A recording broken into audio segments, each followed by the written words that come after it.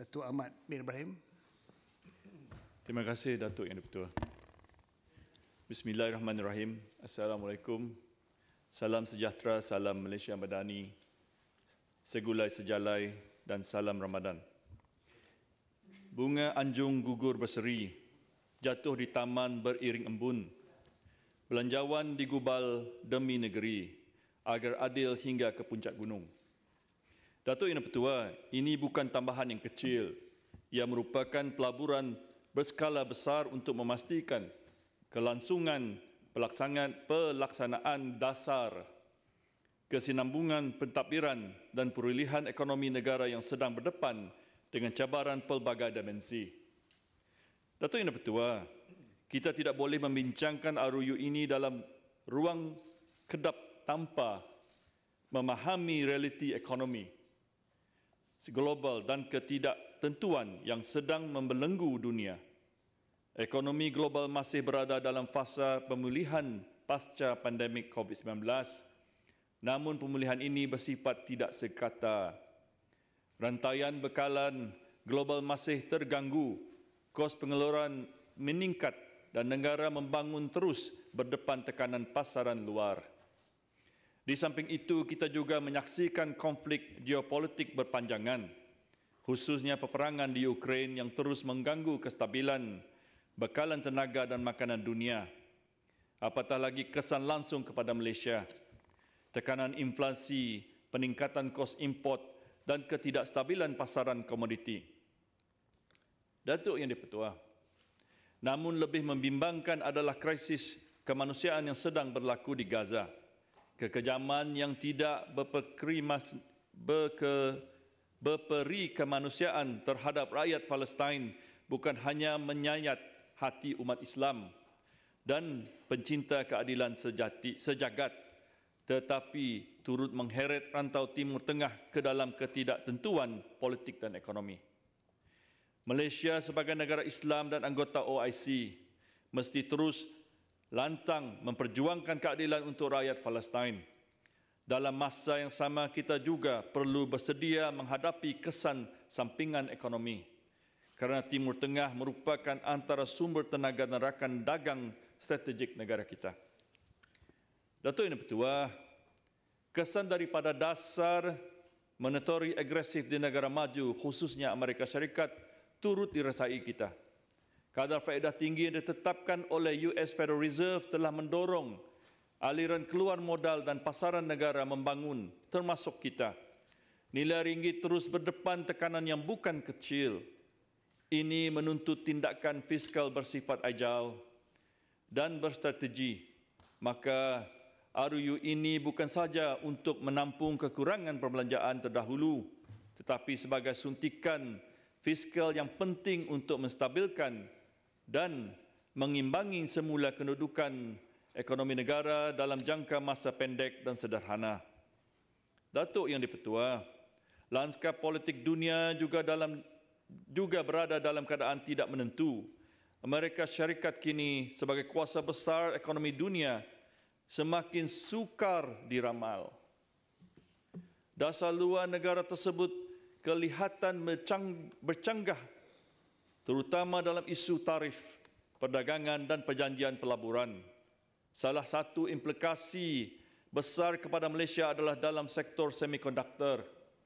Apabila negara kita diletakkan dalam kategori Tier 2 oleh Amerika Syarikat, ini bukan hanya satu penarafan teknikal yang mempunyai implikasi besar terhadap kedudukan Malaysia dalam rantaian bekalan global, pelaburan teknologi tinggi dan keupayaan inovasi negara.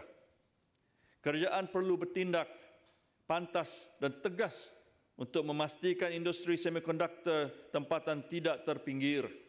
Lebih penting lagi, pembangunan teknologi tinggi ini mestilah dilaksanakan secara inklusif.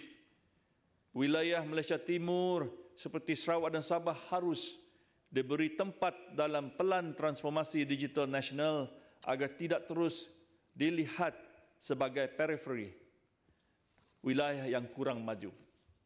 Datuk Yang di-Pertua, peruntukan tambahan ini mencerminkan keperluan mendesak dalam beberapa sektor utama: kesihatan, pendidikan, keselamatan dan infrastruktur. Namun kita tidak boleh hanya memandang kepada angka. Kita perlu melihat accountability, ketulusan dan keberkesanan pembelanjaan ini. Setiap tahun kita membaca laporan Ketua Audit Negara yang mendedahkan kelemahan pengurusan kewangan, kelewatan projek dan ketirisan yang berulang. Kita tidak boleh lagi menormalisasikan kecuaian ini. Saya mengesah kerajaan untuk menyediakan satu laporan penggunaan terperinci bagi peruntukan tambahan ini, termasuk mekanisme pemantauan bebas yang membolehkan parlimen dan rakyat menilai keberkesanan setiap pembelanjaan.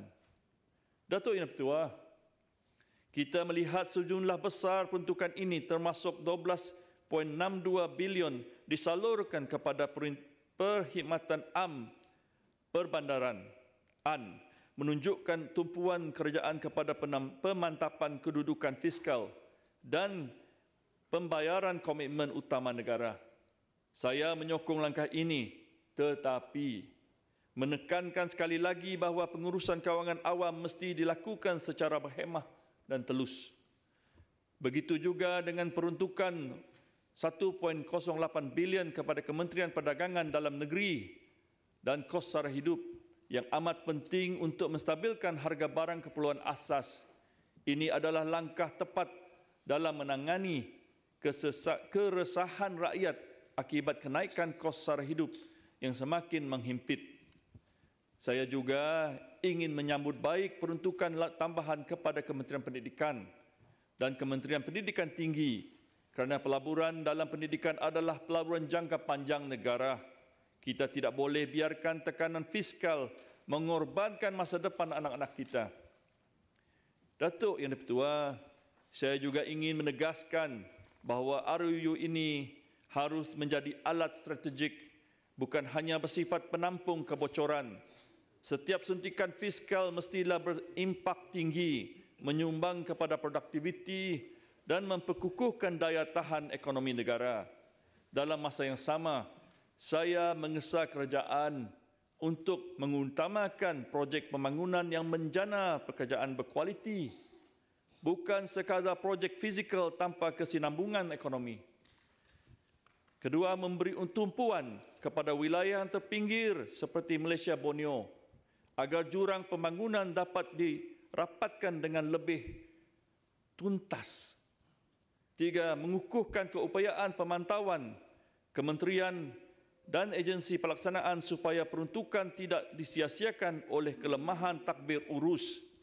Datuk Yang Dipertua, kita sedang berada dalam satu era yang memerlukan keberanian membuat keputusan. Rakyat menilai kita bukan sekadar melalui janji, tetapi melalui kesungguhan dan keikhlasan dalam melaksanakan amanah. Saya menyokong penuh RUU ini. Terima kasih. Terima kasih, Datuk Ahmad. Sekarang saya jemput Puan Annabel.